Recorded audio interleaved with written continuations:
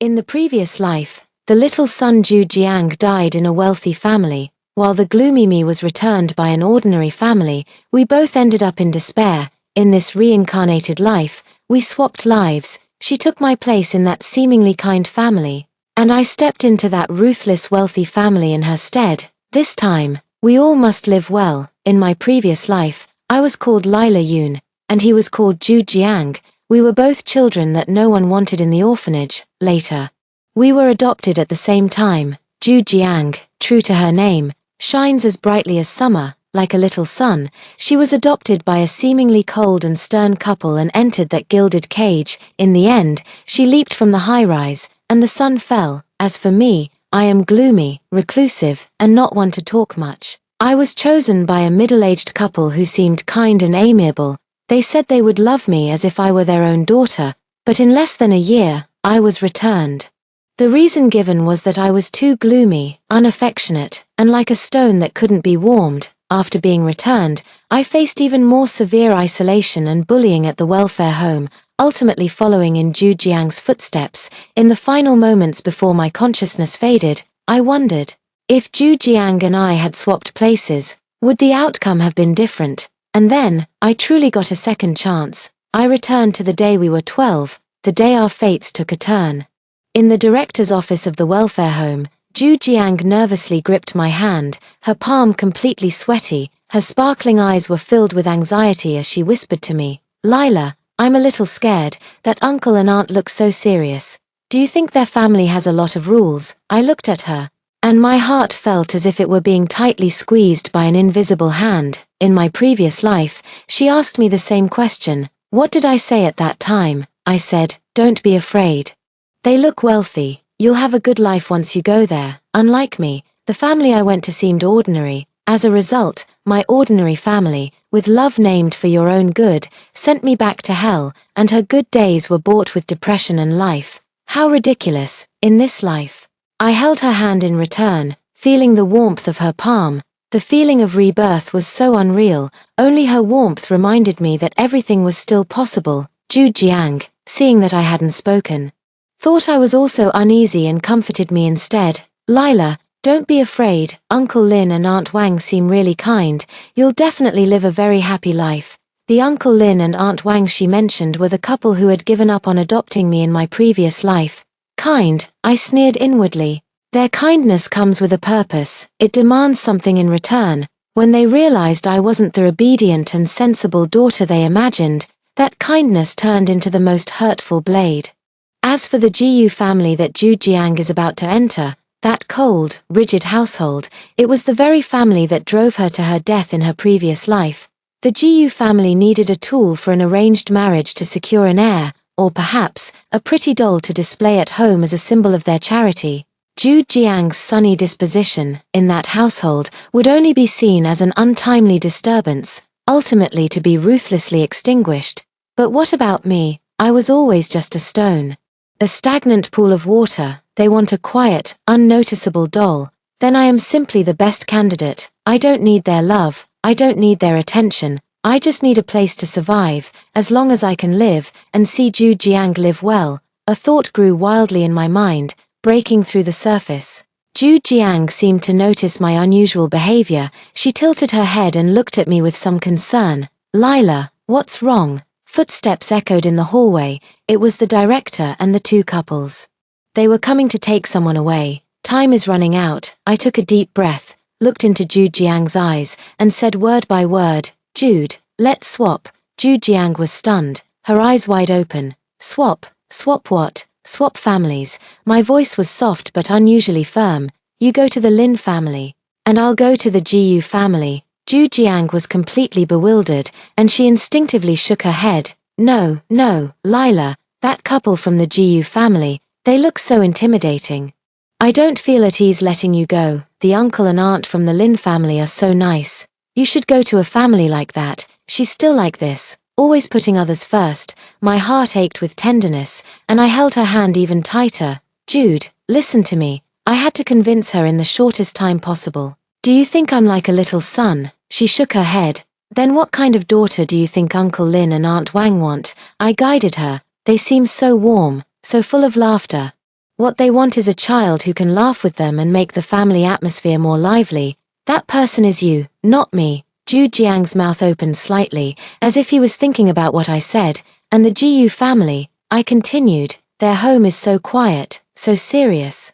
What they want might just be a child who is equally quiet and doesn't cause them any trouble. Jude, you'd feel stifled there. But me, I've never been much of a talker anyway, so I'm the perfect fit. I couldn't tell her the truth about my past life. It would be too cruel, and she wouldn't believe me anyway. I could only try to persuade her with the most logical reasoning. But Jude still hesitated. What if they bully you at the GU family? Why would they bully me? I calmly retorted. A foster daughter who doesn't cry, doesn't make a fuss, doesn't fight or compete, making them almost unaware of her existence. What is there to bully, Jude? Trust me.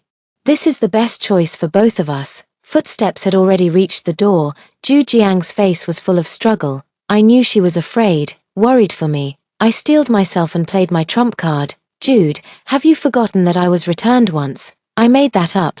But for those of us who grew up in an orphanage, desperately longing for a family, being sent back is the most terrifying curse. Zhu Jiang indeed turned pale. That family said I was too quiet, like a mute.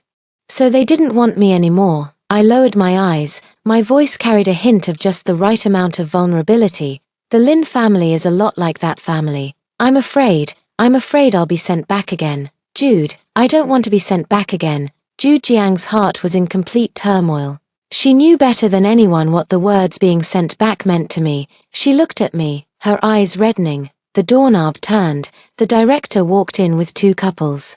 The GU families GU Weidong and Su Wn, the man stern and the woman aloof, dressed in high-end tailored suits and an elegant gown, seemed out of place in this small office. The Lin families Lin Zhongwo and Wang Xiumei, all smiles, appeared warm and friendly. Are you kids ready? The dean asked with a smile. 4 pairs of eyes, too cold and too gentle, simultaneously fell upon us. Zhu Jiang suddenly looked up. She glanced at Jiyu Weidong and his wife, then at Lin Zhongwo and his wife. Before finally fixing her gaze on my face, she took a deep breath. As if she had made some kind of decision, before I could speak, she rushed ahead to Lin Zhongwo and Wang Xiumei, flashing an incredibly bright smile. Hello, uncle and auntie, my name is Zhu Jiang. Wang Xiumei's eyes instantly lit up, and she delightedly grabbed Zhu Jiang's hand. Oh my, so you're Jude, you're so adorable, like a little son. Lin Zhongwo also showed a satisfied smile. As for me, I silently stepped in front of Jiyu Weidong and Su Wn. I did not smile or speak. Only giving a slight bow. Jiyu Weidong's brow furrowed almost imperceptibly, as if puzzled by the mismatch between the name on the adoption list and the person before him. Su Wan's gaze lingered on my face for a second before shifting away, as if I were just an inanimate decoration. The director was also taken aback. He glanced at the documents in his hand. Is there a mistake, Mr. and Mrs. Gu? The one you chose should be Zhu Jiang, Mr. and Mrs. Lin. You selected Lila Yun. The atmosphere instantly became somewhat awkward. Wang Xiumei, holding on to Zhu Jiang, looked at me with some confusion, and Jiyu Weidong, a man who is decisive in the business world, looked at me directly for the first time, with scrutiny and displeasure in his gaze. I knew that success or failure hinged on this moment. I have to make them accept this mistake. There is no mistake, I spoke up, my voice not loud but clear enough in the quiet office. All eyes are on me. Facing Jiyu Weidong's scrutinizing gaze, I calmly said, Jude and I discussed and agreed on it. Was this agreed upon? Jiyu Weidong's tone carried a hint of mockery, as if he were listening to a joke. Is adoption just child's play? Beside him, Su Wn remained silent, but a trace of impatience was evident in her beautiful eyes. I could sense Zhu Jiang's nervousness. She was clutching Wang Xiumei's sleeve, and her palms were surely sweating again. I can't let her be afraid, Mr. Gu, Mrs. Gu. I turned to them, slightly bowing my head, adopting a very humble posture. I know this request is quite presumptuous, but Jude, she has a lively personality and enjoys being around excitement. Uncle Lin and Auntie Wang's family atmosphere is more suitable for her. Then, I turned to the Lin couple and continued, as for me, I'm more quiet and not very talkative. I'm afraid that after going, I might disappoint uncle and aunt. These words were spoken flawlessly, both praising the Lin family and explaining the motivation behind our exchange. It also subtly played the sympathy card, hinting at her own unlikable personality. Wang Xiaomei was soft-hearted. After hearing my words and seeing Zhu Jiang, who was smiling like the sun beside her, her heart immediately tilted in our favor. Oh, this. She looked somewhat embarrassed as she glanced at the dean and the Jiyu family couple. I think the children's own wishes are quite important too, don't you think? Lin Zhongwo didn't say anything, but it was clear that he also preferred the lively and cheerful Zhu Jiang. Now, all the pressure was on the Jiyu family. Jiyu Weidong's expression was very unpleasant. As someone with an extremely strong desire for control, he hated nothing more than having his plans disrupted, especially by two children. He looked at me coldly, as if trying to see right through me with his gaze. Reason. He uttered just 2 words, sparing with his speech. I know that the explanation I just gave to the Lins won't fool him. I take a deep breath, raise my head, and look directly into his eyes. Mr. Jiyu, I've seen your news. You're a big-time businessman. Your time is precious. And you don't like dealing with troublesome matters. I speak slowly, but clearly. Zhu Jiang is like a little sun. She needs a lot of attention and love to keep shining. If she doesn't get it, she will quickly wither. That is a kind of trouble. Jiyu Weidong's eyes flickered slightly, and I pointed at myself. I'm a stone. I don't need attention. I don't need love. I just need a place to be. I won't cry. I won't make a fuss. I will strictly abide by all the rules of your household. And I will never cause you or your wife any trouble. My only goal is to grow up safely and successfully. The office was dead silent. The director and the Lin couple were stunned, probably having never seen a 12-year-old speak like this. Zhu Jiang's eyes were red, and she wanted to say something. But I stopped her with a look. Su Wan, the woman who had always been like a background character, looked at me directly for the first time, her eyes carrying a hint of an indescribable curiosity. Jiyu Weidong stared at me for a full half-minute. I could feel the low pressure emanating from him, almost suffocating, but I couldn't back down. This is my only chance. Finally, he spoke, his voice devoid of emotion. What's your name? Lila Yun. Good, he nodded, turning to the director. She's the one. Process the paperwork now. After saying that, he didn't even glance at me again, as if the decision he had just made wasn't about a major life event but rather like buying something trivial.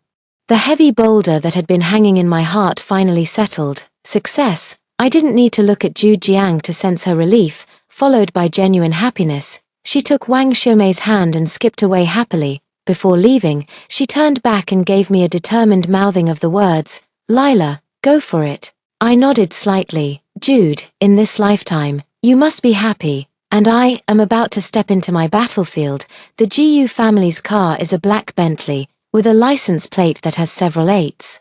The driver respectfully opened the car door, and I followed Su Wan inside. Jiyu Weidong sat in the passenger seat. From the moment we got in the car, no one said a word. The car was eerily quiet, with only the faint sound of the air conditioning. Su Wan sat beside me, exuding a pleasant cool fragrance, but her demeanor was as aloof as her perfume. She carried an air of distance that kept strangers at bay, her gaze fixed out the window as if I didn't exist at all. Jiyu Weidong, meanwhile, was on a phone call, speaking in business jargon I couldn't understand, his tone decisive and authoritative. I shrank into the corner, doing my best to make myself as inconspicuous as possible. This was everything Zhu Jiang had faced in his previous life, endless silence, bone-chilling indifference. No wonder she became depressed. How could someone who craves warmth and sunshine survive being thrown into the glacier of Antarctica? But I can. I was born of the winter. The car drove for a long time and eventually entered a heavily guarded villa area. The gate slowly opened, revealing a massive, castle-like villa before my eyes. This was the Jiyu family's residence. After the car came to a stop, a middle-aged man wearing a suit vest, with his hair impeccably groomed, came forward to greet us. Sir, madam, welcome back. He respectfully opened the car door. Uncle Lee, this is Lila Yun. She will be living here from now on. Jiyu Weidong introduced her succinctly before heading straight into the house. Su Wan also got out of the car and said to me the first words I heard after entering the Jiyu household, follow me. silently. I followed behind them and stepped into this resplendent cage.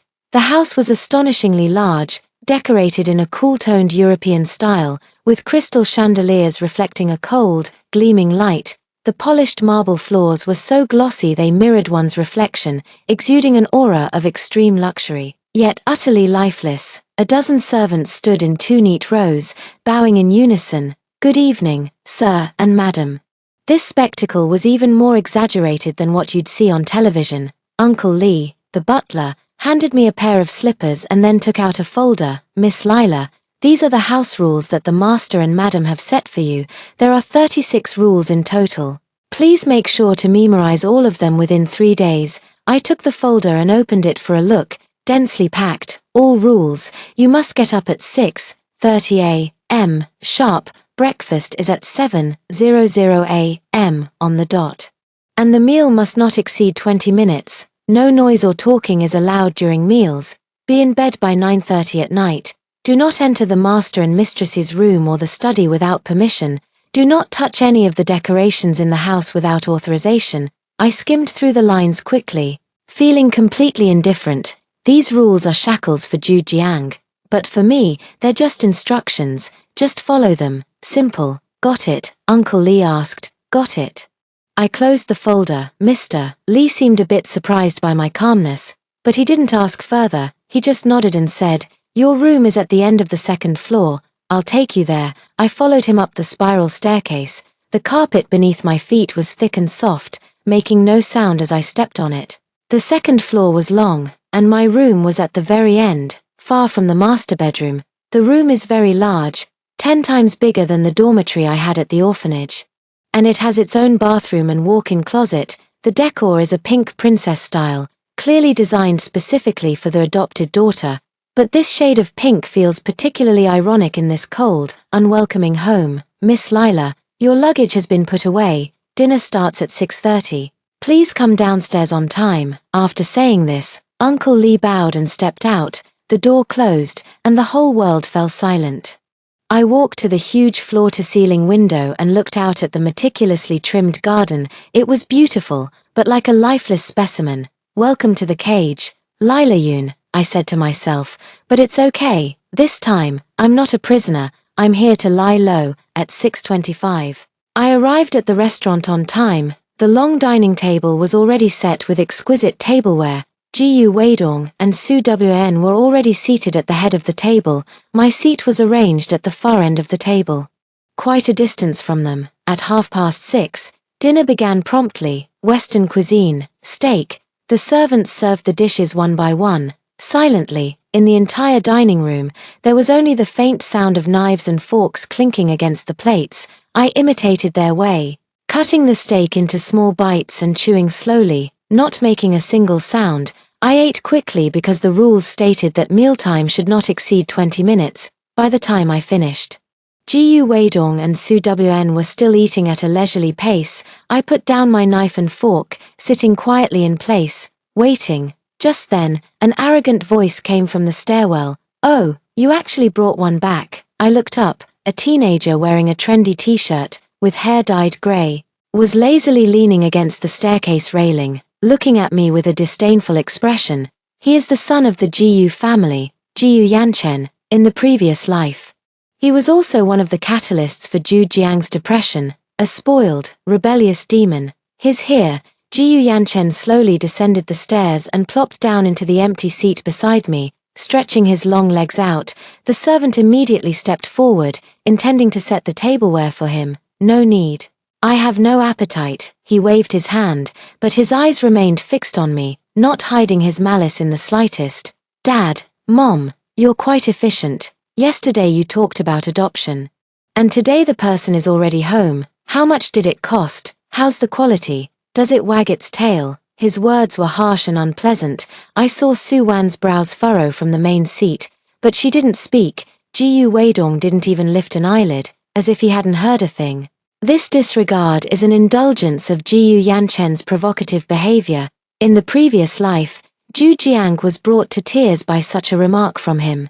She had just arrived in a new environment and was already feeling nervous and uneasy. Humiliated by Jiyu Yanchen, She burst into tears on the spot. As a result, Gu Weidong coldly remarked, "The Gu family has no need for crybabies." Su Wn only gave her a faint glance and said, "Yanchen, stop fooling around," a light, weightless sentence, carrying no significance. That meal became the beginning of Zhu Jiang's nightmare. Now, it's my turn. I didn't cry, not even a change in my expression. I just watched him quietly, as if watching a clown performing a boring act. My calmness seemed to irritate Jiu Yanchen quite a bit. He was probably used to everyone reacting to him, whether with fear or flattery. My indifference was like punching cotton. "Hey, cat, got your tongue?" He raised his voice, leaning forward, trying to overwhelm me with his presence. "I'm asking you a question.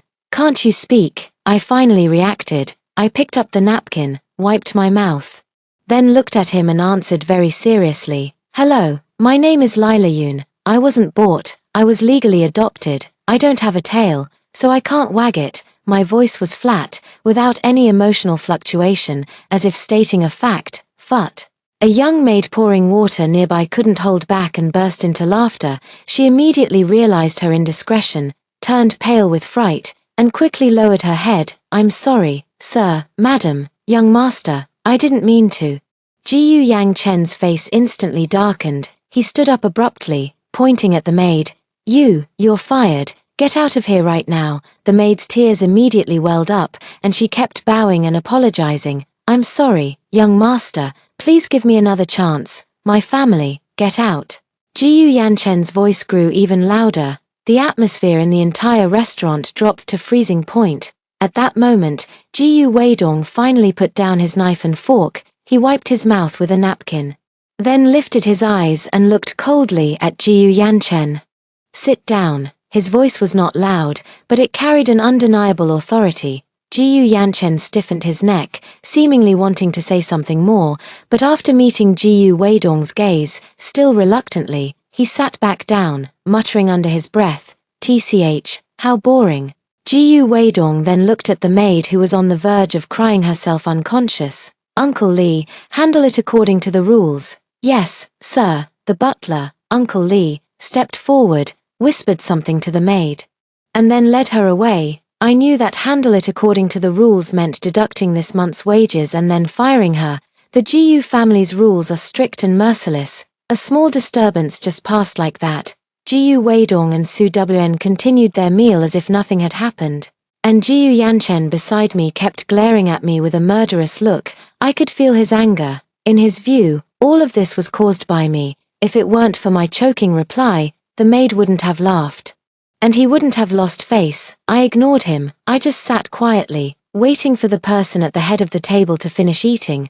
After a few minutes, Jiu Weidong and Su Wn finished their meal and got up to leave. From start to finish, they didn't glance at me or Jiu Yanchen again. As soon as they left, Jiu Yanchen immediately exploded. "Did you do that on purpose?" he asked in a low, fierce voice. "Deliberately what?" I retorted. "Deliberately to embarrass me. I was just answering your question."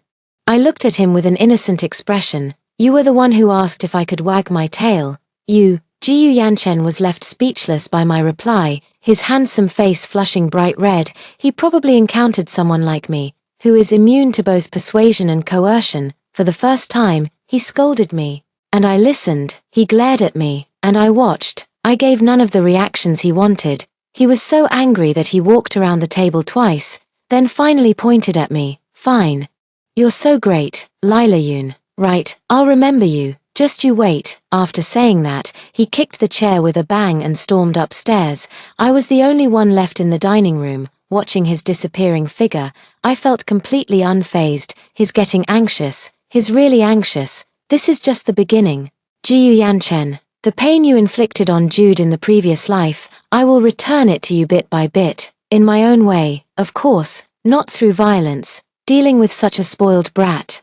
The best approach is to make all his tricks fail, making him feel like a fool. At night, after taking a shower, I sat at my desk and started memorizing that thick code of conduct. Actually, I had already memorized it. After being reborn, it seems my memory has improved a lot. At 9:25, I turned off the desk lamp and lay down on the bed on time. The bed was soft, and the blanket was comfortable too, but I wasn't sleepy at all. I took out the old phone issued by the orphanage.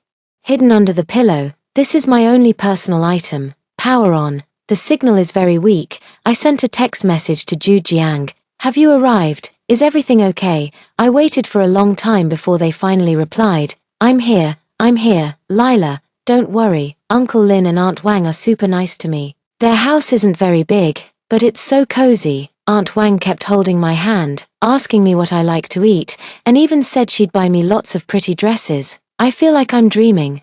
Every word is filled with joy. I can imagine how excited she must be right now. I smiled and replied, that's good, get some sleep early. Yeah, Lila, you too. How are the GU family treating you? Are they bullying you? No, they're quiet, and I'm quiet too. It's fine. I told a lie. I don't want her to worry. Putting down my phone, I looked up at the ornate crystal chandelier on the ceiling.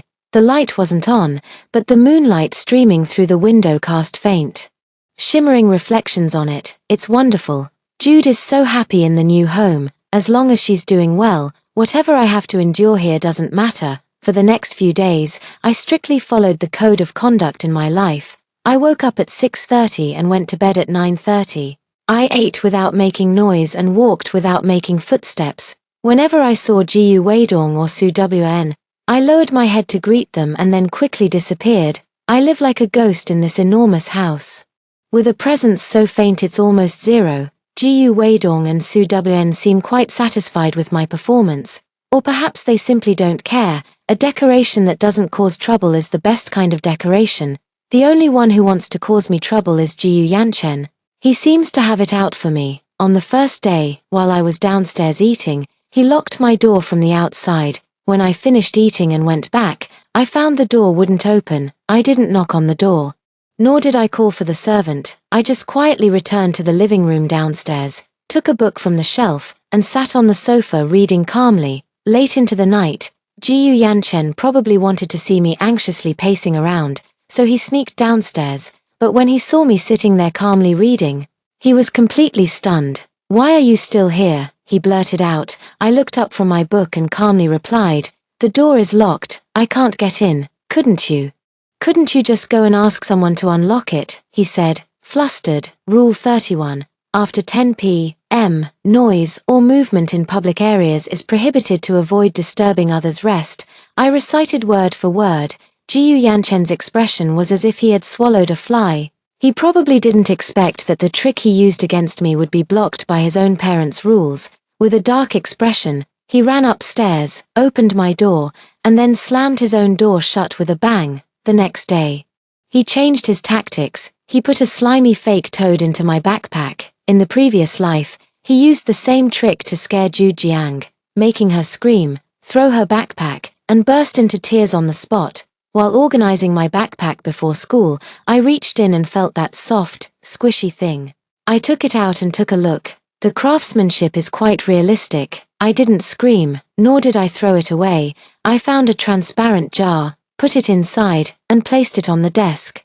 When Jiu Yanchen came to my room to show off, expecting to see my terrified expression, I pointed at the jar and asked him very seriously, where did you buy this model? I want to get another spider and a scorpion to complete the 5 poisons collection. They'd look great on display. I'll remember the look on Jiu Yanchen's face for the rest of my life. Shock, confusion, disbelief, and finally, sheer embarrassment and anger. He probably felt like his intelligence had been insulted. He tried to scare a coward, only to find out the other person was a pervert. After that, he kept quiet for 2 days. I guess he's brewing up some big move. I'm waiting. This game of cat and mouse is actually quite interesting. At least, it's more relaxing than dealing with those 2 cold adults, Jiu Weidong and Su Wn. Jiu Yanchen's big move came quickly, but the way it happened was beyond my expectations. It was Saturday, and I didn't have to go to the new school, so I stayed in my room reading. Jiu Yanchen's school seemed to have some event, so he left early in the morning. Jiu Weidong went to the company as usual, leaving only me, Su Wan, and a group of silent servants at home. At lunchtime, Su Wan, for the first time, did not eat in the dining room but had the servants bring her lunch to her art studio. I sat alone at the long dining table and quickly finished my portion. After finishing the meal, I was about to go upstairs and passed by the art studio at the end of the second-floor corridor. The door wasn't fully closed, leaving a crack. I inexplicably stopped in my tracks. In my previous life, Zhu Jiang said that Aunt Gu's art studio was a forbidden place, and no one was allowed to enter. She herself had never been inside either. She said that Aunt Jiyu used to be a painter, but after marrying Mr. Jiyu, she never painted again. The studio had always been locked, covered in dust, but now the door was open. I hesitated for a moment but couldn't resist my curiosity.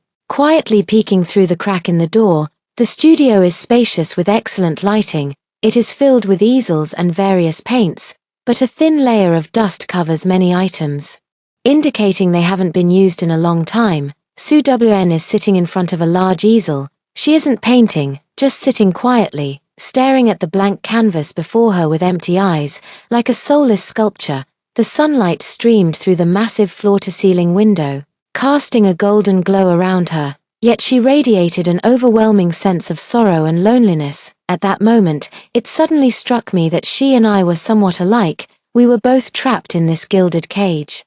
I was completely engrossed when she suddenly spoke, her voice soft, yet it exploded in my ears like a clap of thunder. Enjoying the view, I was startled, my heart jolting, and I instinctively took a step back. I've been caught. I stood at the door, not knowing where to put my hands and feet, my mind racing as I tried to figure out how to explain my spying behavior. Should I apologize, or pretend I was just passing by? The door creaked as it was pulled open from the inside. Su Wn stood before me, still wearing that distant expression, but with a hint of curiosity in her eyes. "Come in," she said. I was a bit surprised, but I obediently walked in. This was my first time entering her studio.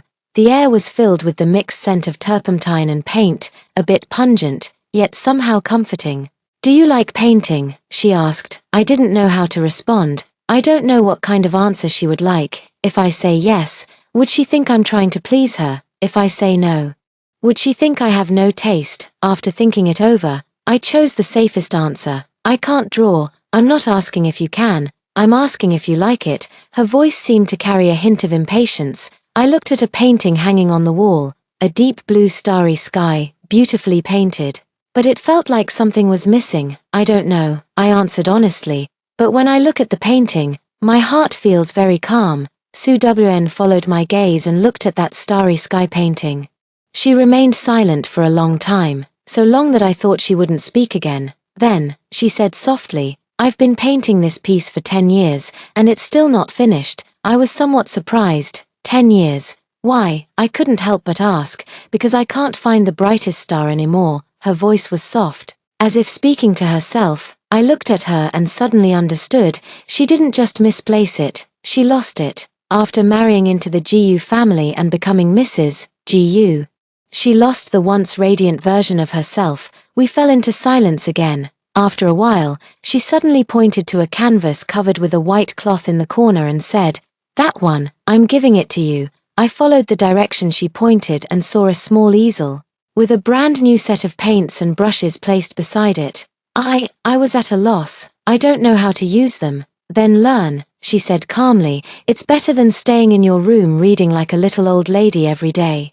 With that, she gave me the order to leave. "Go out, I want to be alone." I carried the easel and painting supplies that were somewhat heavy for me and left the studio. The moment I closed the door, I glanced back. She had returned to the blank canvas, once again becoming that sorrowful sculpture. Back in my room, I set up the easel and laid out the paints and brushes one by one. I stare at the blank canvas in front of me, my mind equally blank. Why did Su Wn suddenly show me kindness? Just because I said, "It feels very peaceful inside"? Or is it because I look too down and she couldn't bear to see it? I can't figure it out. The adult world is too complicated. I simply stopped thinking, picked up a paintbrush, dipped it in some black paint, and smeared it randomly on the canvas. I really can't paint, but I like this feeling. Pour all those suppressed, gloomy emotions from the heart onto the canvas. As I painted, I gradually became lost in thought. By the time I came back to my senses, the entire canvas had been painted pitch black, just like my life. At that moment, the door was pushed open with a bang. Jiyu Yanchen had returned. He walked in with a displeased expression. paused for a moment when he saw the easel in front of me, and then broke into a mocking smile. "Oh, our great artist is creating. What are you painting? Some kind of scribble." He walked over, wanting to see my masterpiece. I instinctively tried to block it. That darkness was too oppressive, too real. I didn't want anyone to see the shadows in my heart, but he was faster than me, and snatched the drawing board in an instant. When he saw that pure, unadulterated black, the mockery on his face instantly froze. "Is this all you drew?" He frowned, his expression full of disdain. "Just a solid black. Are you out of your mind?" I didn't say anything, reaching out to take the drawing board back, but he didn't hand it over. Instead, turning it over and over in his hands while muttering to himself, "That's not right. This black, why does it feel a bit different?" He reached out his finger and touched the still wet paint. Then, his expression changed. "This isn't black," he exclaimed, as if he had discovered something new. I was startled. He held the drawing board up to the window, examining it carefully against the light. In the sunlight, that seemingly pure black revealed an extremely deep, almost imperceptible purple and blue. To mix this deepest black, I blended several dark pigments together. "Did you add other colors to the black?" Jiyu Yanchen turned to look at me. For the first time, there was no mockery in his eyes, but rather a peculiar light. "Why did you do this? Wouldn't it have been simpler to just use black?" "Why? Because pure darkness devours everything. Only when there is a faint glimmer of light hidden within the darkness, even if it's a similarly deep, cool-toned light, can there be hope. Just like my life, the previous life was utter darkness. In this life, because of Zhu Jiang, there is a little bit of hidden, unknown color in my darkness." Of course, I would never say these words to him. "I like it." I only said 2 words. Then took the drawing board back from his hand. Jiyu Yangchen didn't try to grab it again. He just stood there, looking at me with a complicated expression in his eyes. "Hey," he suddenly spoke, "Lila Yun, you are really strange." After saying that, he turned and left without even uttering a harsh word. I watched his retreating figure, feeling somewhat baffled. Strange? What's so strange about it? I looked down at the black painting and carefully set it aside to dry. Perhaps, in the eyes of normal people like them, someone like me, an ice block is just naturally strange. Still, being called strange by Jiyu Yanchen is better than being called mute. Is this considered progress? I don't know. I only know that the set of painting tools Su Wn gave me might become my only breath of fresh air in this cage. My life in the Jiyu family is like a stagnant pond, occasionally disturbed by Jiyu Yanchen, who acts like a stone thrown into it. It creates a few ripples, but soon returns to calm. He seems to have lost that must get rid of him at all costs kind of interest in me. Although he still throws a few sarcastic remarks when we meet, he no longer plays those childish little tricks. His biggest attack on me has turned into coming to my room every day to critique the paintings I'm working on. "What are you painting today? A pile of crap.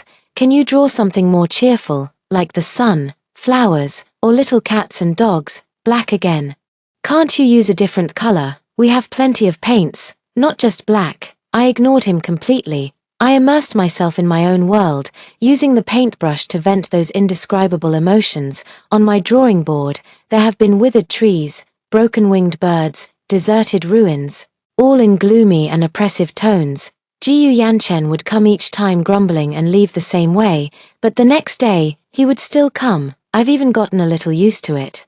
Su Wan occasionally comes to stand at the door of my room for a while, but she never enters. She never comments on my paintings, just quietly looks at them for a moment, then leaves. Between her and me, a subtle understanding has formed. We are like 2 wounded animals licking each other's wounds, guarding each other's solitude in silence. As for Jiyu Weidong, I hardly see him a few times a month. He is too busy and has no extra energy to spare for me, his adopted daughter. Such a life is not great for me, but it's not bad either. At least, I have survived safely, until I received Zhu Jiang's call. It was the weekend, and I was painting while Jiyu Yanchen was playing games beside me, criticizing my painting skills. My old phone suddenly vibrated. It was Zhu Jiang's exclusive ringtone. I immediately put down my paintbrush and said to Jiyu Yanchen, "Could you step out for a moment?" Surprisingly, Jiyu Yanchen didn't argue with me for once. He just glanced at me, snorted, and got up to leave. I closed the door and answered the call. "Hello, Jude." On the other end of the phone, it wasn't Jude Jiang's lively voice that came through, but a suppressed, quiet sobbing. My heart instantly tightened. "Jude, what's wrong? What happened?" "Lila." Her voice was thick with a nasal tone, sounding as pitiful as a child abandoned by the whole world. "Woo-woo, Lila." She was crying so hard she couldn't speak. I was frantic with worry, but I forced myself to stay calm. "Don't cry, Jude. Take your time, I'm listening." I comforted her gently. She cried for a long time before she managed to tell the story, her words broken by sobs. "Auntie." She threw away my newly bought yellow hoodie. She said that color is too flashy. Girls should wear pink and white to look gentle and quiet. She also signed me up for ballet and piano classes, but I don't like them at all. I want to learn street dance. But she said that's something only boys do, and it's improper. I ranked 5th in the class on the exam. She praised me to my face, but then turned around and said to Uncle Lin, "This child is still too playful. If she put in a bit more effort, she could definitely get first place." "Lila, if I laugh a little too loudly, she says I'm not ladylike. If I go out and have too much fun with my classmates, she says I don't act like a proper young lady." She bought me so many princess dresses, dressing me up like a doll, but I didn't like it at all. I feel like I can't breathe anymore. She always says, "I'm doing this for your own good. I want you to become better," but the good she wants isn't me at all. Today, she said my smile is too wild again, lacking depth. I couldn't help but argue with her, saying I was born to smile and I can't change it. Then she started crying, saying I broke her heart, that she's worked so hard for me, yet I show no gratitude at all. Jude Jiang choked up. "Lila, am I really that bad? Am I really letting her down? But I'm really hurting. I feel like I'm not Jude Jiang anymore." Listening to her sobs, my hands and feet turned ice cold, just as I suspected, just as I thought. In my previous life, the Lin couple gave up on adopting me, saying I was too gloomy and not lively enough. In this life, they are good to Jude Jiang because she is lively and cheerful, fitting their initial setting. However, when Jude Jiang's liveliness exceeds the scope they can control, when this little sun does not follow the orbit they have planned, they begin to feel anxious and attempt to correct her. They do not love Jude Jiang, they love the Jude Jiang who has been perfected by their transformation. This is a form of control more terrifying than the Jiu family's indifference. Indifference, at the very least, is clearly priced. I trade quietness and compliance for living space, a fair exchange, but the Lin family's love is a gentle net that envelops you, praising you. Then little by little they tighten it, until you're gasping for breath, and finally mold you into the shape they want. They're not raising a daughter, they're crafting a piece to satisfy their vanity. In my previous life, I was returned for not being perfect enough. In this life, Jude Jiang is being forced to be sculpted for being too vivid. None of us are at fault, the blame lies with their selfish and obsessive love. "Jude, listen to me," I said, my voice trembling with anger. But I tried to keep it steady. "You did nothing wrong, not a single thing. Laughing a lot isn't wrong. Liking yellow isn't wrong. Wanting to learn street dance isn't wrong. You are who you are, and you are the best Jude Jiang in the world." "But Aunt Wang, she is wrong," I said firmly. "Harm in the name of love hurts more than anything else. She is not loving you. She is satisfying herself. You don't need to feel sorry for her mistakes, and you certainly don't need to change yourself to please her." There was silence on the other end of the line. I could hear her trying to hold back her sobs. "Lila, what should I do then?" she asked blankly. "I don't want to make her sad, but I don't want to go on like this anymore." What should we do? In my previous life, when faced with such a situation, I chose to suppress myself and tried hard to please. As a result, I failed. In this life, Jude Jiang must not repeat my mistakes. "Jude, you can't confront her head on," I thought for a moment and said to her. "Someone like Wang Xiumei responds better to softness than force. If you argue with her, she'll just think you're rebellious and will only tighten her control over you." You need to learn to comply in public but oppose in private." I lowered my voice. "On the surface, you go along with her. If she says ballet is good, you go to class, but you can secretly tell the teacher that your ligaments aren't very flexible, so you'll practice more slowly. If she says piano is good, you play, but you can just play the pieces she likes to get by. She says yellow doesn't look good, so you don't wear it in front of her. But you can keep a set of clothes you like at school and change into them when you go out. You need to make her feel that you're still under her control, that you're still that obedient good daughter. That way, she'll let her guard down. At the same time, I shifted the tone. You need to keep your own space, sneak off to learn street dance, secretly make your own friends, and quietly live the life you want. Isn't this deceiving? Zhu Jiang hesitated a bit. Jude. To deal with extraordinary people, you need extraordinary methods, I said seriously. This isn't deception, it's self-protection. Before you have the ability to leave them, you must first learn to disguise yourself and protect the fire within your heart. Never let it go out. Do you hear me? Zhu Jiang was silent for a long time on the other end. Then, in a voice that was tearful yet exceptionally resolute, she said, I hear you, Lila. I know what to do. Okay, remember, no matter what happens, you still have me. After hanging up the phone, I collapsed weakly onto the carpet. I felt both lingering fear and anger in my heart. I thought that by sending Zhu Jiang to that seemingly warm and kind family, she would find happiness. I was wrong. There is no perfect family in the world, only different forms of cages.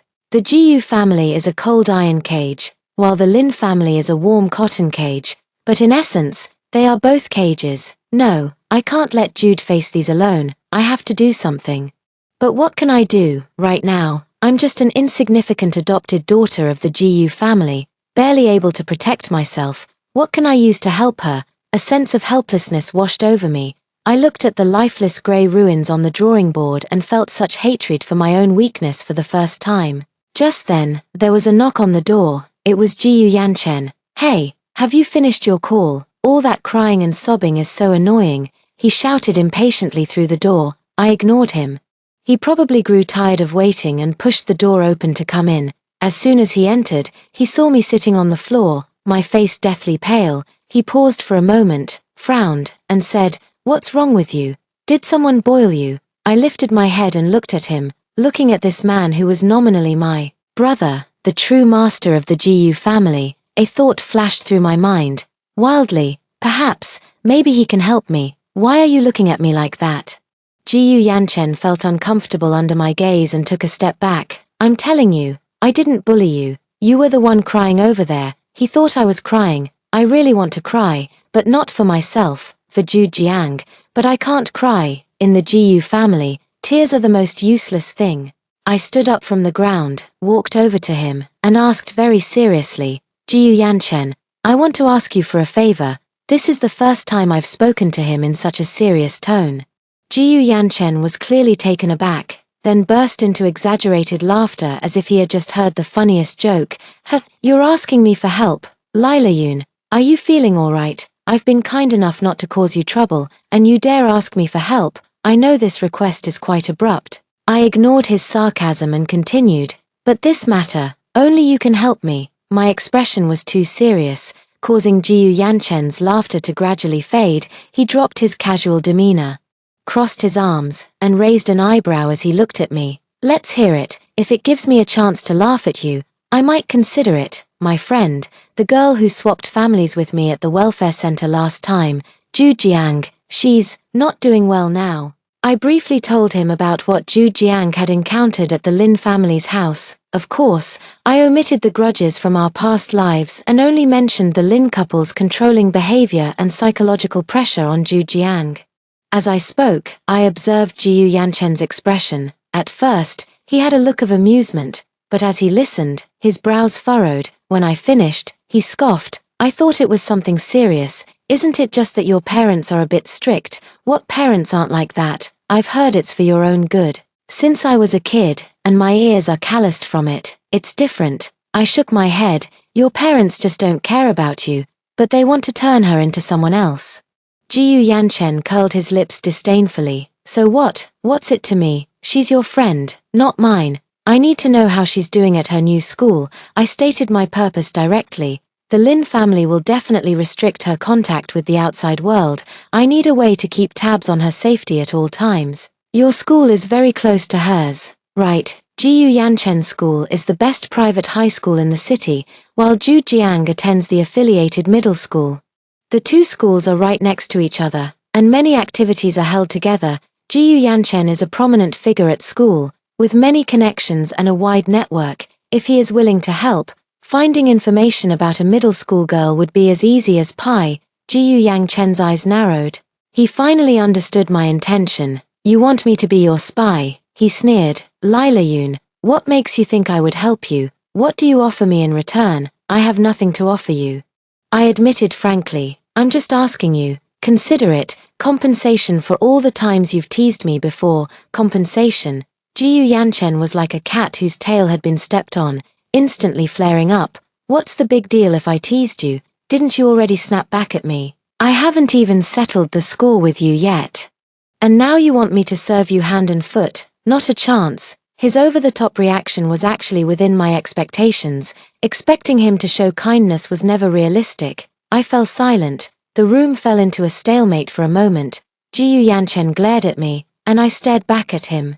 Neither of us saying a word. After a while, he probably felt it was pointless to waste time with a block of ice like me and irritably ran his fingers through his hair. All right, don't look at me like that. As if I'm some kind of irredeemable villain, he waved his hand impatiently. It's just asking for a piece of information. What's the big deal? My eyes lit up as I looked up at him. He seemed a bit uncomfortable under my gaze, turning his face away and insisting stubbornly, don't get the wrong idea. I'm not helping you. I just think that family is really disgusting and want to see what kind of trouble they can stir up, purely out of curiosity, purely out of curiosity.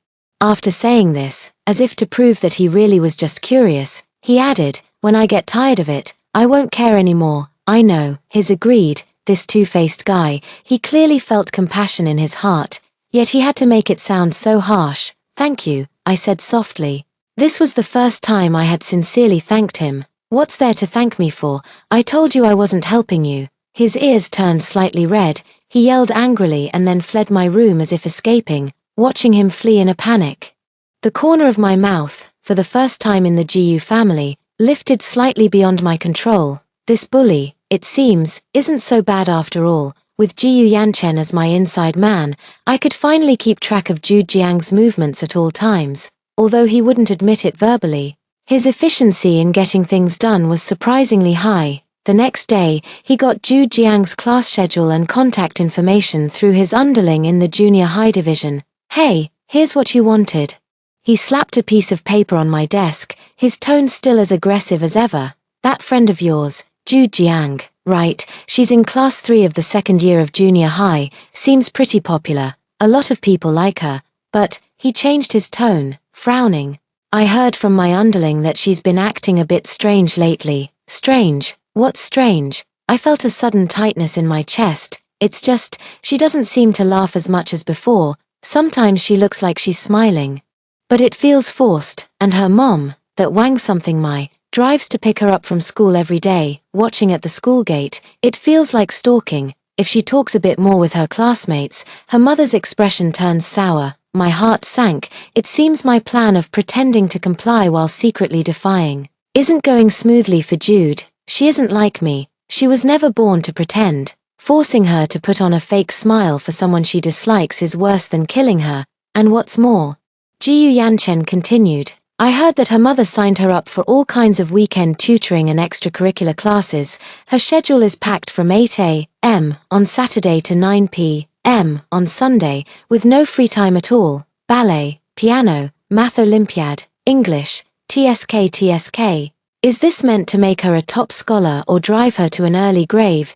Jiyu Yanchen's tone was full of sarcasm, but it made my heart race with fear. Wang Xiaomei is pushing Zhu Jiang to the brink of death. She wants to use this cramming method to smooth out all of Zhu Jiang's unruly edges. She intends to occupy all of Zhu Jiang's personal time, leaving her no opportunity to go astray. It's terrifying. Jiyu Yanchen. I called out his name. What? Could you help me with one more thing? Jiyu Yanchen's face instantly darkened. Lila Yun, don't push your luck. I've already done you a big favor by helping you gather information. Help me bring something to her. I took out a small USB drive from the drawer. Inside this, there are some street dance tutorial videos I found for her, and some audio files for psychological support. I'm afraid she won't be able to hold on by herself. Jiyu Yanchen looked at the USB drive and said nothing, his brow furrowed tightly. How will you give it to her? Her mother watches her so closely, he asked. That's where you come in, I said, looking at him. You're a big shot at the high school. Finding an excuse to go to the middle school should be easy, right? Like student council activities, club recruitment, or something like that. Jiyu Yanchen fell silent. He was probably weighing the pros and cons. Helping me with this would bring him no benefits, only risks. If the Lin family found out and reported it to Jiyu Weidong, he would definitely get an earful. I thought he would refuse, but after a moment of silence, he finally reached out and took the USB drive. What a hassle, he muttered, stuffing it into his pocket with the same impatient look. Just this once. If something like this happens again, figure it out yourself. After saying that, he once again fled in a panic. I looked at my palm, where the warmth from his fingertips seemed to linger. A certain hardened corner of my heart seemed to have cracked open a tiny fissure. On Monday, Jiyu Yanchen really did go to the junior high school division. He went to the middle school division to recruit new members under the guise of being the hip-hop club president. Of course, he wasn't actually the president, he had just made up an excuse. On the playground, in front of many people, he handed that USB drive, along with a recruitment flyer, to Zhu Jiang, who was in the middle of a physical education class. The entire process was very natural and didn't arouse anyone's suspicion. In the evening, I received a text message from Zhu Jiang. Only 2 words, received, followed by a sun emoji. My heart finally settled a little. I know, as long as the spark in her heart still exists, as long as she hasn't given up, there is still hope for everything. And I must find a way, as soon as possible, to become stronger. Strong enough to truly rescue her from that warm cage. I turned my gaze to the biography of Jiyu Weidong on the desk. Perhaps, I can start from here, since Jiyu Yanchen started helping me. The relationship between us has undergone a subtle change. He no longer acts like a rooster ready to fight at any moment. Although his words still carry a sting, the hostility has noticeably diminished. He even takes the initiative to share some school gossip with me, though the focus is always on Zhu Jiang. Hey, Iceface, your friend was the center of attention at school today. As soon as he got home, he threw his backpack on the sofa and shouted at me. I was sitting on the carpet drawing. And I looked up at his words. What happened? At the school arts festival, her class was performing a choral piece, and she was originally the lead singer. But just before going on stage, she suddenly told the teacher that her throat was uncomfortable and gave the lead singing opportunity to another girl. She just stood in the group, blending in without really contributing. My heart skipped a beat. Jude has started to resist in her own way. Wang Xiumei wanted her to be a shining, perfect daughter in front of everyone. But she refused. She would rather give up her love for singing than become Wang Xiumei's tool for showing off. What happened next? I asked. Next. Her mother's face turned green with anger. Jiyu Yanchen said with glee, the art festival was open to the public, and many parents attended. Her mom was originally in the parents' seating area, ready to record with her phone. But then, I saw the expression on her face at that moment. It was as priceless as if she'd swallowed a fly. I can picture that scene. Everything that Wang Xiumei had meticulously planned was destroyed by Zhu Jiang in the most reasonable way. She couldn't even get angry because Zhu Jiang's excuse was feeling unwell, such a considerate and sensible reason. Well done, I said sincerely, right? Jiyu Yanchen raised his eyebrows proudly, as if he deserved half the credit for this achievement. But I'm afraid she's going to have a hard time when she gets home. You'd better warn her. Yeah, I nodded, feeling a bit heavy-hearted.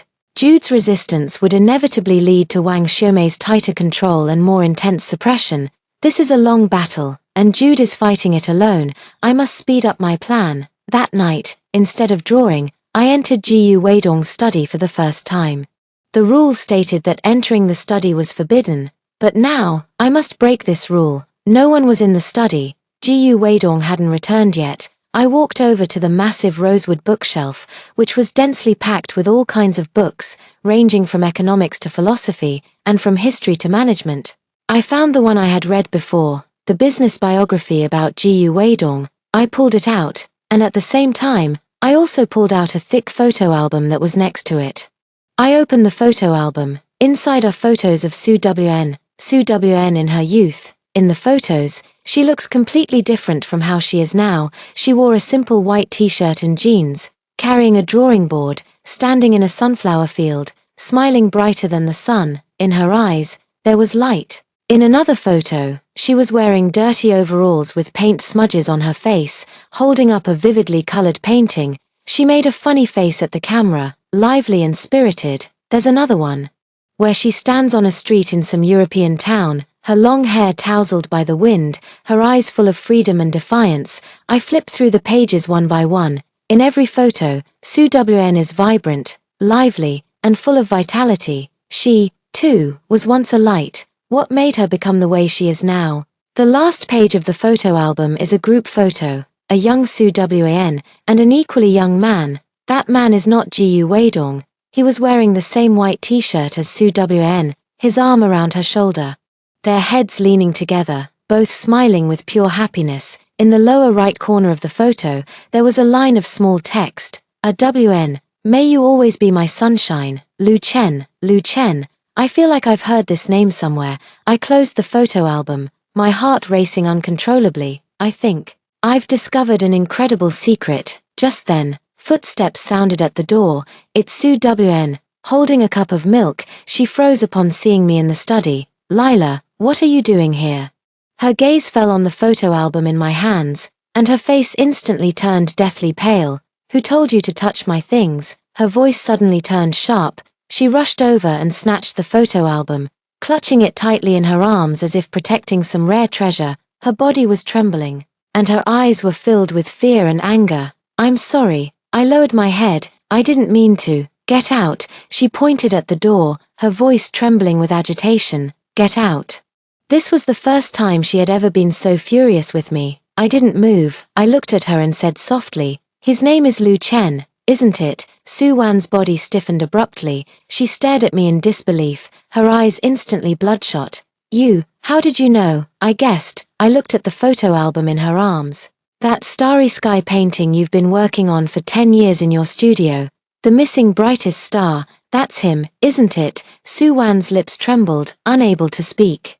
The defensiveness and anger in her eyes gradually turned into boundless sorrow. Tears, without any warning, rolled down from her beautiful eyes. Holding that photo album, she slowly crouched down and buried her face in her knees. She let out a long-suppressed, beast-like wail of sorrow. I did not go to comfort her, I know. What she needed wasn't comfort, but an outlet. She cried out all the grievances, regrets, longing, and pain she had held onto for so many years. This gilded cage trapped her not only in the identity of Mrs. Ji-Yu but also in that irretrievable past. I stood quietly by her side, waiting for her to cry it all out. She cried for a long, long time before her sobs gradually subsided. She lifted her head, her eyes red and swollen, her makeup smeared, looking utterly disheveled. But in those eyes, as if washed clean, there was a glimmer of clarity. He was my college classmate, and also my first love. She began to tell her story in a hoarse voice. Speaking intermittently, she and Lu Chen were the most famous fairytale couple at the art academy. They both loved painting and dreamed of opening a studio together, traveling the world, and capturing every landscape in their art. They believed the future would be as beautiful as a painting. Until the family business of Sue Wan was in crisis, on the verge of bankruptcy. To save the family, her father forced her to marry Ji-Yu Weidong, a rising star in the business world at the time.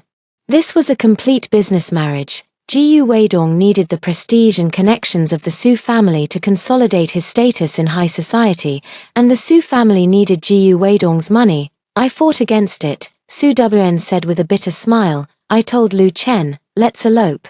Go somewhere where no one can find us. But he refused. He said he couldn't be that selfish. He couldn't stand by and watch my family end up on the streets. He said he loves me, so he wants me to be happy. He personally pushed me into Ji-Yu Weidong's arms. On the day of the wedding, he gave me this photo album. Then, he went abroad. I haven't seen him since then. A few years ago, I heard that he was gone in an avalanche. Sue Wan's voice was calm, as if she were telling someone else's story. But I could see her hands clutching the photo album tightly, her knuckles turning white from the force. I hate him, she said. I hate him for letting go back then. I also hate myself. For not having the courage to hold on until the end. After marrying Ji Weidong, I never picked up a paintbrush again. I feel like my world turned black and white from the moment he left. I can no longer paint anything with color. I thought this was how my life would be, until you came. She lifted her head and looked at me. The paintings you've drawn, though they are all dark and oppressive, but I can see that within the black, you've hidden something else. Your black is not lifeless, it's struggling, it's shouting. I see my younger self in your painting. I didn't expect her to say this to me. Even more unexpectedly, she had been quietly watching over me, even understanding me. Lila, she looked at me. A hint of plea in her eyes. Could you do me a favor? What goes around comes around. A few days ago, I begged Jiyu Yanchen. Today, it's Su Wan's turn to beg me. You said, help me, finish that starry sky painting. She said, I can't do it anymore, but I think you can. I don't know how to paint, I said honestly. No, you do. She looked at me steadily. Paint with your heart, just paint what you feel like painting. What to draw? Draw a star, she said, the brightest star. One that can light up the entire night sky. I looked at her, and a bold idea suddenly surged in my heart. All right, I agreed, but I have one condition. Su Wn was taken aback. Go ahead, I need your help, I said, word by word. I need you to help me get 1% of the Jiyu family company's shares from Jiyu Weidong. Su Wan's eyes widened abruptly. She probably didn't expect that I would make such an earth-shattering request. 1% of the shares. Su Wan's voice was full of shock.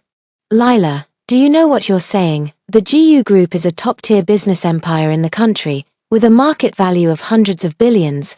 1% of the shares means billions in assets. This is not a number that a 12-year-old, or even an adult, would dare to mention lightly. I know, I said calmly. I know it's difficult, but aside from this, I don't know what else could truly help me stand firm. I need money, I need power, not for myself, but for Zhu Jiang.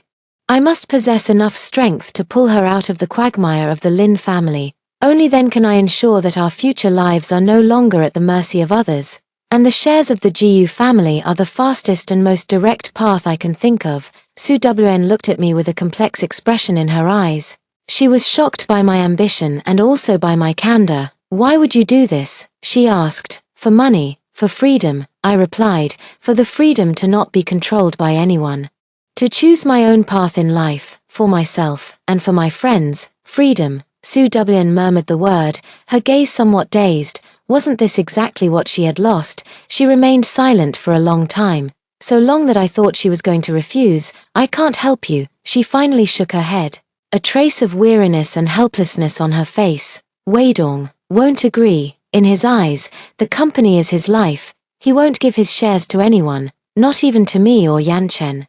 I had already anticipated this. Someone like Jiyu Weidong, with such a strong desire for control, would never easily share his empire with others. I don't need you to ask him directly, I said. I just need you to help create an opportunity for me. An opportunity that will make him see my value and willingly offer me that chance. Su Wn frowned. What kind of opportunity? Has Mr. Jiyu been troubled lately by an overseas merger and acquisition case? This is the information I pieced together from the scattered documents and business magazines in Jiyu Weidong's study. Jiyu Group wants to acquire a long-established European tech company, but the negotiations have reached a deadlock.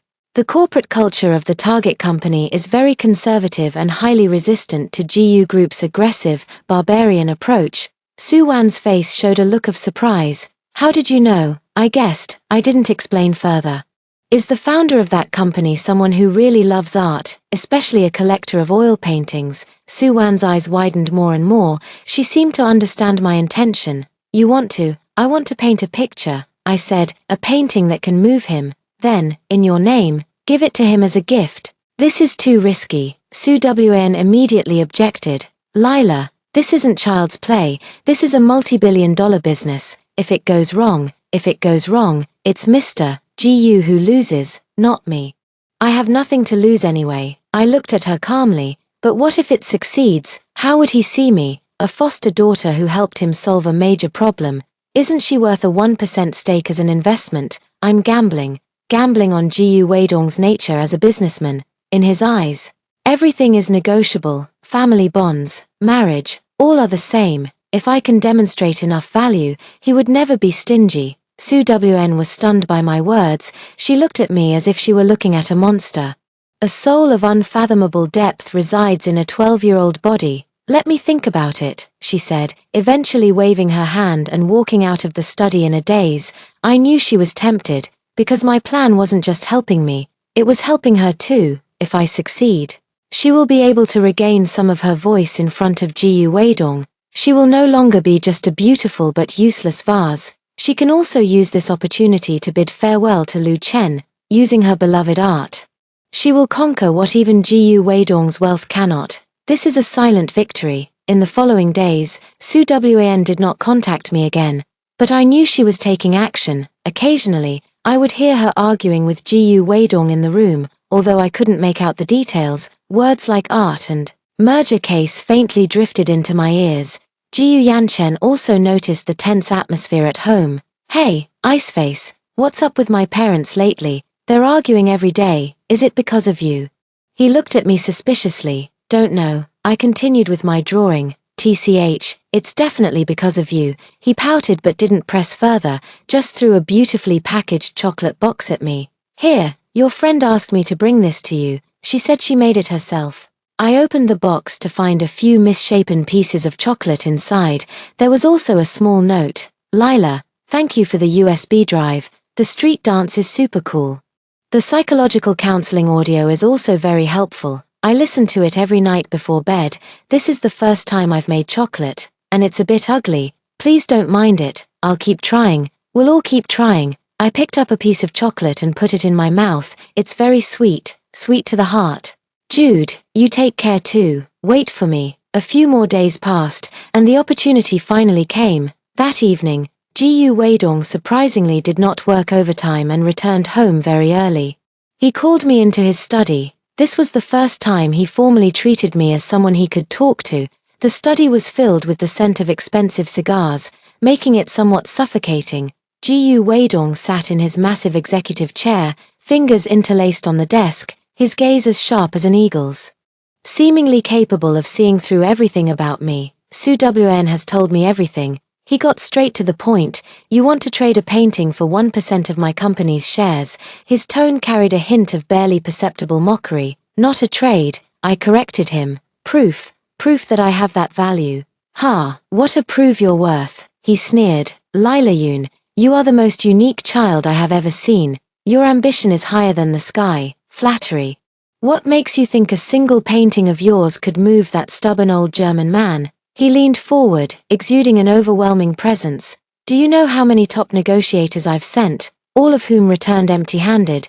Do you know how much money I've spent on this case and how many connections I've used? I know. I nodded. That's exactly why you need to try a different approach. Problems that can't be solved with money and power might just be solved with art. Art, he scoffed. How much is art even worth? Art itself is not valuable, I said, but art can connect people's hearts. That gentleman, he rejected you not because the money wasn't enough, but because he felt you didn't understand him or his company.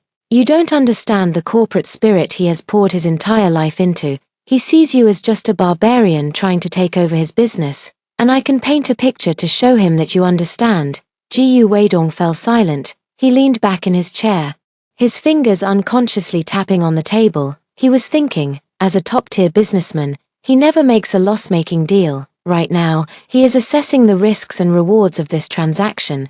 The risk is that if I fail, he loses only some paint and time, and perhaps a bit of face. But the reward is, if I succeed, he will win a multi-billion-dollar merger and acquisition deal, and all he had to give up was a negligible 1% of the company's shares, no matter how you calculate it.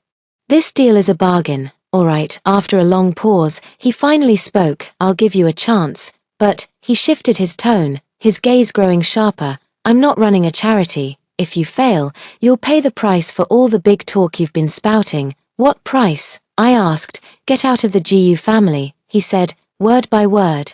His voice icy and piercing. The GU family doesn't raise useless people. This was the old fox's test. Win, and you'll reach the top in one step. Lose, and you'll be back to square one. Fair enough. Okay, I agreed without hesitation. because I couldn't afford to lose. Leaving the study, Su Wn was waiting for me at the door. She looked nervous. What did he say? He agreed, I said, but he told me to get out if I fail. Su Wan's face turned pale. Lila, this is too risky. Maybe we should just forget about it. She was starting to regret it. There's no turning back once the arrow is released. I looked at her with a determined gaze. Madam, you don't want to be trapped here for the rest of your life, do you? Su Wn looked at me, her lips trembling slightly, but in the end, she said nothing. She turned and led me to her studio. In the studio, the enormous canvas that had remained blank for 10 years stood there quietly. What do you want to paint? She asked. I walked up to the canvas, reached out my hand, and gently touched the rough fabric. What do I want to draw? I want to draw a ray of light. A ray of light that can pierce through all darkness and bring hope. Madam, I turned to look at her. May I borrow the photo album of you and Mr. Lu Chen? Su Wan's body trembled slightly, but she did not refuse. Silently, she handed the photo album she had treasured for many years into my hands. I took the album and took a deep breath. Su Wan, and Lu Chen, your unfinished dreams, your lost light, I will help you find them back. Then, use it to illuminate the future for me and Jude. I locked myself in the studio for 3 whole days. For these 3 days, I didn't see anyone, including Jiyu Yanchen, who came to inspect on time every day. He was stopped by Su Wn at the door, and he yelled angrily, saying that I must be up to something shady inside. I ignored him. All my attention was immersed in that old photo album and the canvas in front of me. I looked at those photos over and over again, at the young Su Wn and Lu Chen, see their unrestrained smiles under the sunlight. See the pure love for art in their eyes, see the unspoken understanding between them. They are a match made in heaven. If not for fate's cruel twist, they should have had the most beautiful life. I try to understand Lu Chen, understanding why he let go back then. It wasn't cowardice, nor was it betrayal. It was a deeper kind of love, one filled with sacrifice and selflessness. He loved Su Wan too much. So much that he couldn't bear to see her suffer with him or let her carry the burden of his family's sins. So, he chose to sever the emotional ties and push her toward a man who could offer her a stable life. He believed this was the best way to protect her. How cruel, yet how noble. I began to write. I did not paint that deep blue starry sky. What I painted were sunflowers, vast fields of sunflowers, facing the sun and growing wildly, just like the photo in the album. Where Su Wn stands in the flower field, however, the sunflowers in the painting are not golden yellow, they are ablaze, with a tragic yet resplendent beauty, as if reborn from fire. I used the boldest reds and oranges, with rough and wild brushstrokes, as if pouring all my vitality onto the canvas. And at the far end of that burning sea of flowers, where the sky meets the earth, I painted a star, a very small, yet astonishingly bright star. It was not hanging in the sky, but rising slowly from the horizon. It illuminated the entire sea of flowers, and also lit up the whole world. That was the morning star. It is the end of the night, the beginning of the day. It is Lu Chen, and it is Su Wn. It is their lost youth, and it is their undying dream. After drawing the final stroke, I stepped back a few paces and looked at the painting before me. I named it Rebirth. 3 days later, I opened the door to the studio. Su Wn and Jiyu Yanchen were both waiting at the door. When they saw me come out, Jiyu Yanchen was about to mock me, but upon seeing the painting behind me, he swallowed all his words. Su Wn was simply stunned on the spot. She looked at the painting, her eyes first filled with shock, then dawning realization, and finally, tears of relief. She didn't cry out loud, only wept silently, yet a long-lost, heartfelt smile touched the corners of her mouth. Thank you, Lila. She walked over and, for the first time, took the initiative to hug me. Thank you. I could feel her arms holding me, trembling slightly. I knew that the knot in her heart had finally been untied. This painting was sent to Germany by Jiyu Weidong at the fastest possible speed, along with a letter handwritten by Su Wn. What was written in the letter, I don't know. I only know that 3 days later, Jiyu Weidong returned from the company late at night and, for the first time, entered my room. I was startled awake by the sound of the door opening and saw him standing by my bed, looking at me with a complicated expression. You win, he said, his voice carrying a hint of barely noticeable exhaustion. and with a hint of barely concealed excitement, Mr. Schmidt has agreed to the acquisition. He said that from the painting, he saw the sincerity and the soul of our company. The heavy weight in my heart finally lifted. What about my shares? Tomorrow, have Uncle Lee take you to handle the formalities. He looked at me as if I were a monster. Lila Yoon, I'm curious, what on earth is going on in your head? I didn't answer him, I just pulled up the covers and lay back down. Mr. Gu, the rules state that after 10 p.m., one cannot enter someone else's room without permission. Gu Weidong's expression instantly became quite interesting. This was probably the first time he had been silenced by a rule he himself had set. He gave me a deep look, said nothing, and turned to leave. The next day, I became the smallest shareholder of the GU group. Although it was only 1%, it was enough for me. The first thing I did was to ask Uncle Lee to investigate the Lin family's background. Know the enemy and know yourself, and you can fight 100 battles without defeat. Li Shu is very efficient and quickly placed a detailed document in front of me. Lin Zhongwo works as a minor leader in a medium-sized state-owned enterprise. Wang Xiaomei is a full-time housewife. They own 1 apartment and 1 car. With little savings, it looks like just an ordinary middle-class family. But the last page of the material made my pupil's contract. Wang Xiaomei has a biological daughter. In her 20s, she ran away from home and eloped with a rock singer out of rebellion. Since then, she never came back. The documents included a photo of that daughter. She was very beautiful, with some resemblance to Wang Xiaomei in her eyes and brows, but her temperament was completely different. She had a bold short haircut, with a defiant look in her eyes, full of disdain for the world. I understood instantly. Why does Wang Xiaomei have such a strong desire to control Zhu Jiang? She sees the shadow of her failed daughter in Zhu Jiang. She fears that Zhu Jiang will repeat her daughter's mistakes. Therefore, she will use every means possible to keep Zhu Jiang firmly under her control, to mold her into a perfect lady who would never rebel. She wasn't raising a daughter, she was making up for her own regrets and healing her own psychological wounds. And Zhu Jiang became the innocent victim in her quest for self-redemption. So selfish, so terrifying. I was watching with a chill in my heart when Jiu Yanchen's call came through. His voice was filled with an unprecedented urgency and anger. Lila Yoon, something's happened. Your friend Zhu Jiang, she's been locked up by her mother. My mind went blank with a buzzing sound, and the documents in my hand scattered all over the floor. What's going on? I heard from my little brother that the Lin family's crazy woman found the USB drive you gave to Zhu Jiang. She thinks Zhu Jiang has gone bad, had a big fight with her, then locked her in her room, not letting her go out. Not even allowing her to go to school. She also said she wants to contact the welfare institution, saying that Zhu Jiang has serious problems and she wants to return her. The words return her felt like a needle, sharply piercing my heart. Is the nightmare from the previous life about to repeat itself? No, I absolutely won't allow it. She also contacted a fully enclosed boarding school, that kind of prison-like hellhole. She said she wants to send Zhu Jiang there to discipline him properly. The blood in my entire body rushed to my head in an instant. Wang Xiaomei, she's gone mad. She's pushing Jude to the brink of despair. Lila, are you listening? Jiu Yanchen anxiously called out from the other end of the phone. I'm here. I took a deep breath, forcing myself to calm down. Jiu Yanchen, do me one last favor. Tell me, help me rescue her. Now, immediately, right away. How? We can't just barge in and snatch her, can we? No. I looked out the window, my gaze turning icy. We're going to invite her out. I picked up my phone and dialed Uncle Lee's number. Uncle Lee, help me arrange something. I want to do this as a shareholder of the GU Group. I will formally visit Mr. Lin Zhongwo to discuss the future investment plan for his daughter, Zhu Jiang. Uncle Lee on the other end of the phone was taken aback for a moment, but quickly replied respectfully, Yes, Miss Wang Xiaomei, don't you think your daughter is your masterpiece? Then let me show you how much this masterpiece is worth now. Don't you want to control her life?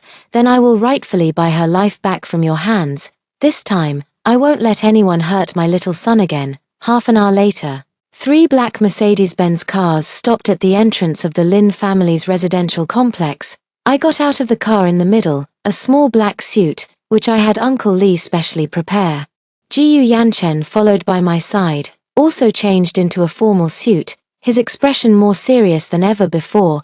Uncle Lee led 4 bodyguards dressed in black suits and sunglasses, following behind us. This scene caught the attention of the neighbors in the community, making them turn their heads. We went straight upstairs and knocked on the Lin family's door. The door was opened by Lin Jongwo. He was completely stunned by the scene at the door. Who are you, Mr. Lee stepped forward, handing over his business card with a steady voice. Mr. Lin, hello, we are from the GU Group.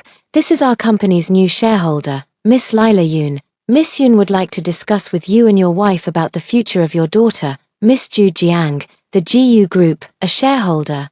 Lin Jongwo's hand trembled as he held the business card, clearly overwhelmed by the prestigious name. He stammered as he invited us in. Wang Xiumei was sitting in the living room, looking haggard. She seemed startled when she saw us enter. Are you looking for Jude? She's sick and resting in her room, she said, her eyes darting away, clearly lying. I ignored her and walked straight to the sofa to sit down, my gaze sweeping across this cozy home. On the wall hang photos of Jude Jiang, each one showing her in a beautiful princess dress, smiling like a doll. Mr. Lin, Mrs. Lin, I'll get straight to the point. I placed a document on the coffee table and pushed it toward them. Our GU Group recently launched a Genius Youth Development Program, aimed at discovering and nurturing talented children in various fields. We provide them with the best educational resources and development platforms. After our evaluation, we believe that Miss Ju Jiang has exceptional talent in the arts, especially in dance. We hope to include her in this program. Lin Jongwo and Wang Xiumei looked at each other, clearly not understanding what I meant. What exactly is this program? Lin Jongwo asked cautiously. Specifically, I looked at them and said, word by word. We will cover all of Miss Ju Jiang's tuition and living expenses from now until she graduates from university. We will send her to the best art institutions abroad for further studies and hire top-tier mentors for her. In return, after completing her studies, she will need to work for the GU Group's entertainment company for 10 years. I paused for a moment and dropped the bombshell. Of course, to show our sincerity, after the contract is signed, we will first pay a nurturing fee to both of you as a reward for your years of hard work raising Jude. I placed a check on top of the documents. 5 million. Fee, 5 million. Lin Jongwo and Wang Xiumei exclaimed in unison, their eyes fixed on the check, their breathing becoming rapid. 5 million was an astronomical figure that their ordinary family could never earn in a lifetime. Is this real? Wang Xiumei's voice trembled. Of course, I nodded. As long as you agree to let Jude join our plan and fully entrust her custody to us. Custody? Wang Xiumei's face instantly changed. No. Jude is my daughter. I can't give her to you. She finally showed her true colors. Mrs. Lin, I said coldly, staring at her, are you sure you see her as a daughter? And not as a private possession to satisfy your need for control? What nonsense are you talking? She seemed to have been struck on a sore spot and screamed. Nonsense, I sneered, throwing another document Uncle Lee had found in front of her. Your own biological daughter ran away from home because of your controlling nature and has been missing without a trace ever since. Now, are you trying to repeat the same tragedy with Jude? How could you know? Wang Xiumei's face instantly drained of color, as if she had seen a ghost. You locked Jude up, forced her to drop out of school, and even wanted to send her to one of those so-called correctional schools. Isn't that the truth? My voice grew colder. What you call for her own good is nothing but using love as an excuse to cause harm. You don't deserve to be a mother at all. I did it all for her own good. She wouldn't listen. She's gone astray, Wang Xiumei shouted emotionally. She just wants to learn the dance she loves, wear the clothes she likes, and laugh more genuinely. Is that what you call going astray? I stood up, looking down at her from above. Wang Xiumei, you don't love her at all. You only love the puppet you control. Just then, with a loud bang, a bedroom door was slammed open from the inside. Ju Jiang rushed out. Her face was pale, her hair disheveled, and her eyes were red and swollen, but within them burned a flame of anger. You're right. She pointed at Wang Xiumei, her voice trembling with emotion. You never asked me what I wanted. All you know is to pressure me. Pressure me. I am not your tool. Jude, Seeing Ju Jiang come out, I immediately went up to greet her. Lila, when she saw me, she could no longer hold back her tears, which burst forth like a broken dam, and she hugged me tightly. Don't be afraid, I'm here. I held her tightly, patting her back. I'm here to take you home. Outrageous. This is simply outrageous. Wang Xiumei, watching us embrace, trembled with anger all over. Ju Jiang, I've raised you for so long, and this is how you treat me, you ungrateful wretch. Enough. Lin Zhongwo, who had been silent all along, suddenly roared. He looked at his wife, who seemed to have gone mad, then glanced at the $5 million check, his face showing an expression of extreme inner conflict. In the end, greed overcame reason. He picked up the pen and signed his name on the document. Let her go, he said to Wang Xiumei, his voice filled with exhaustion. Wang Xiumei looked at him in disbelief.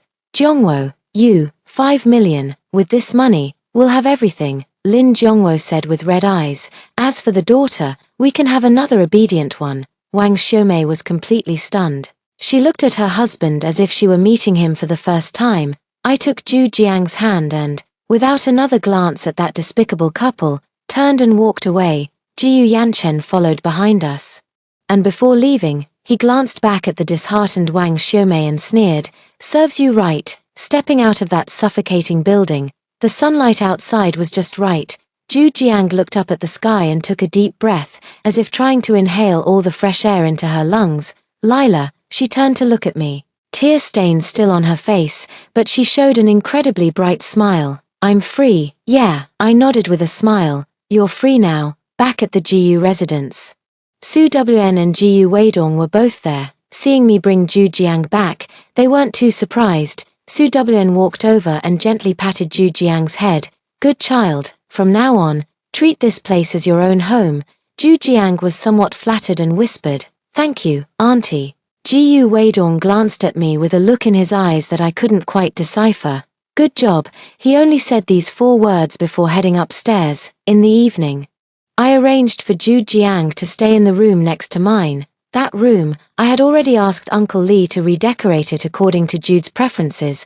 The walls were painted a bright lemon yellow, with large floor-to-ceiling windows, and the windowsills were filled with sunflowers. Wow! Ju Jiang exclaimed as soon as she entered. Lila, it's so beautiful here. It's like a little sun palace. She threw herself onto the soft big bed and happily rolled around, seeing her regain her vitality. I was genuinely happy from the bottom of my heart. Jude, I walked to her bedside and sat down. From now on, whatever you want to learn, go and learn it. Wear whatever you want to wear, laugh however you want to laugh.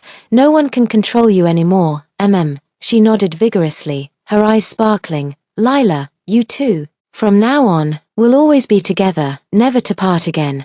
Alright, we'll never part. We lay on the same bed, just like when we were kids in the orphanage, whispering secrets to each other. Lila, you're amazing. Jude turned on his side, looking at me. You're like a heroine, saving me from the bad guys. I smiled and said, I'm not a heroine, I just don't want to see you get hurt again. That Jiyu Yanchen doesn't seem so bad after all, she added.